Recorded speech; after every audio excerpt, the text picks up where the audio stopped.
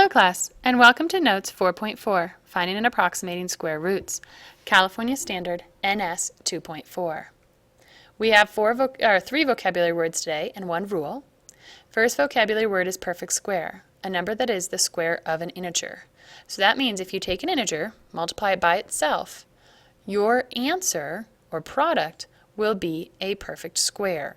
For example, 3 is an integer. 3 times 3 is 9. 9 is a perfect square. It means if you square root it, you'll have a nice easy integer. So perfect squares are ideal because they're the easy numbers to work with. Square root is the product of a number multiplied by itself.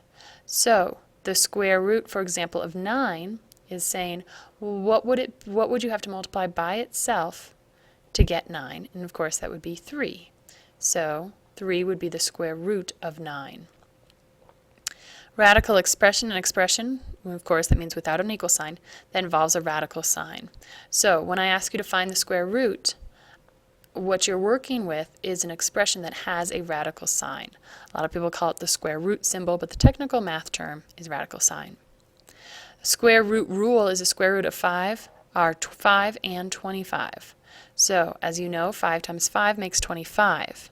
What most people forget is that negative 5 times negative 5 also makes 25. 25 would be your example of a perfect square. 5 and negative 5 would be your examples of a square root. Okay, let's go on to the first teacher example. Teacher example 1, pencils down. Find the square root. So 64, you're looking for what times itself makes 64. Obviously, we know 8 times 8 makes 64, so that would be 1 square root. The other square root of 64 would be negative 8 times negative 8, because we know both of those make 64. Now notice we use each of them only once when writing the square root. So the square root of 64 would just be 8 and negative 8. Okay, you're not going to say 8 and 8 and negative 8 and negative 8. Be careful there. For number 36, well, of course, 6 times 6 makes 36. Negative 6 times negative 6 also makes 36. So therefore, the two square roots are 6 and negative 6.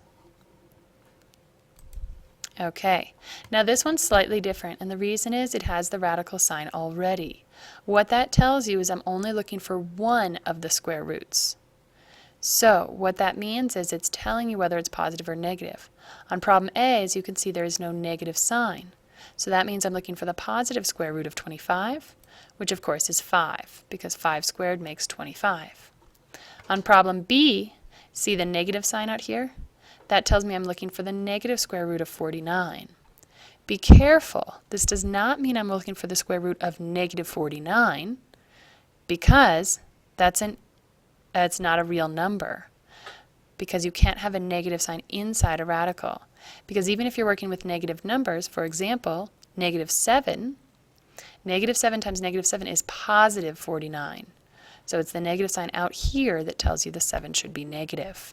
Okay, so be very careful there. If there's no negative sign outside the radical, it's only looking for the positive. If there is a negative sign, it's only looking for the negative. Okay, so let's go ahead and go on to student practice 1. Pencils up, find the square root. Be careful here. Notice each time there's a radical sign, so it's telling you which one it wants. So you should only have one answer, either negative or positive. Please press play when you're ready to see the answers. Okay, welcome back. The square root of 9, you're looking for what times itself is 9. And of course, that would be 3 squared, or 3 times 3. Okay, so as we can see here, I've crossed out the square and the square root cancel out, leaving me just 3. 1, of course, you're looking for what times itself makes 1, which is 1. So 1 squared, the square root of 1 squared, those two cross out and you just get 1. Now notice we've got the negative sign on the outside, radical 64. We're looking for what times itself makes 64, which is 8. And then we bring it down and we end up, that should be negative 8. I do apologize. Okay, now that looks a little better. We now have our negative 8 there. Okay, last one, finding what times itself makes 100, which of course is 10 times 10. So I cross out the 2, and so the square and the square root, they are opposites. Again, they cancel out, and I'm left with my negative and my 10. Okay, hopefully you got all those right. Let's go on to teacher example 3. Between which two consecutive integers does 87 lie? So I'm looking for the square root of 87. First thing you'll notice is 87 is not a perfect square. So there isn't a nice easy integer that can be square rooted to it. What you want to do is you want to find the perfect squares that are on either side of 87. The easiest way to do this is to make a list of numbers that are perfect squares. 1 times 1 is 1, 2 times 2 is 4, 3 times 3 is 9, and so on. So here I've got 7 times 7, 8 times 8, 9 times 9, 10 times 10, 11 times 11, 12 times 12. Now, I want to find the perfect squares that are around 87. And I know 81 is a little smaller, 100 is a little larger. That means if I square root these two numbers, I'll find the two integers that are between or on either side of radical 87. So 81 is a little smaller than 87, 100 is a little larger. So that means the square root of 81 is going to be a little smaller than the square root of 87, which is going to be a little smaller than the square root of 100. Square root of 81, of course, is 9. Square root of 100 is 10. So that means that this square root of 87 is going to be somewhere in between 9 and 10. It's going to be 9 point something. And you don't need to know exactly what it is. You just need to know that it's between 9 and 10. Okay, so your answer would be between 9 and 10. Those are the two integers. Okay, notice the radical signs are gone because you've used them. Once you've square rooted the number, there is no more radical sign. It is gone. Okay, now this one takes it another step further and says round to the nearest whole number. So what they're saying is pick the one that's closest, the best one. So again, we make our list of numbers that are perfect squares. We find that 75 is between 64 and 81. And then we want to find the square root of each of these numbers. Square root of 64, of course, is 8. Square root of 81 is 9. So that means the square root of 75 is somewhere between 8 and 9. Now, on the last problem, my answer would have simply been 8 and 9. On this problem, I need to take it a step farther and see, well, which ones is it closest to? And the easiest way is to look up at this step. 64, if I count on my fingers, I need to go up 11 spaces to get up to 75. And then to go to 75 to 81, I only need to go 6 spaces. So that means 75 is closer to 81 than it is to 64.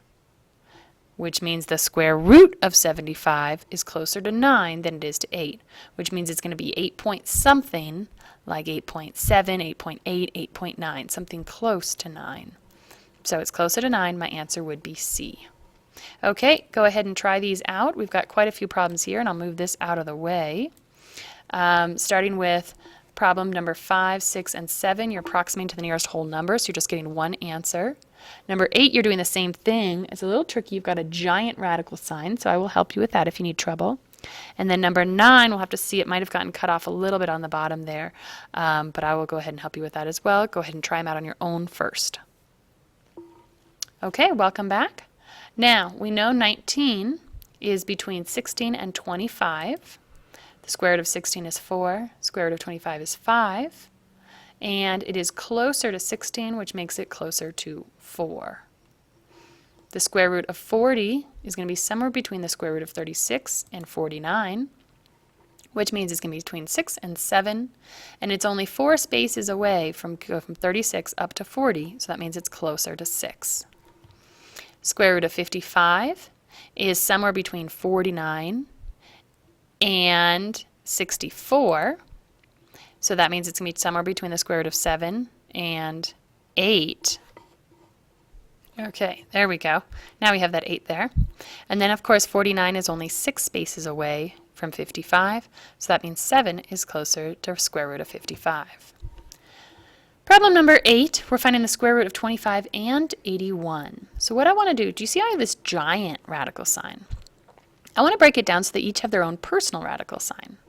So I make a little one here for 25, which is the same thing as writing 5 squared, and a little one here for 9, which is the same thing, 9 squared, which is the same thing as writing 81. So these two mean the same thing.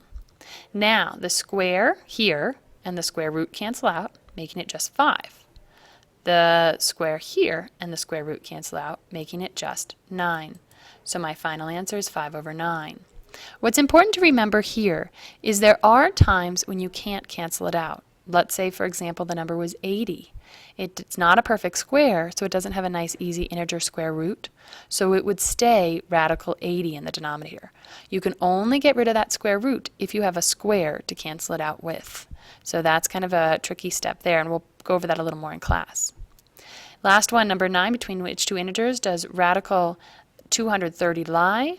We're going to break it down. We know it's between 121 and 244. This is going to be between 11 and 12.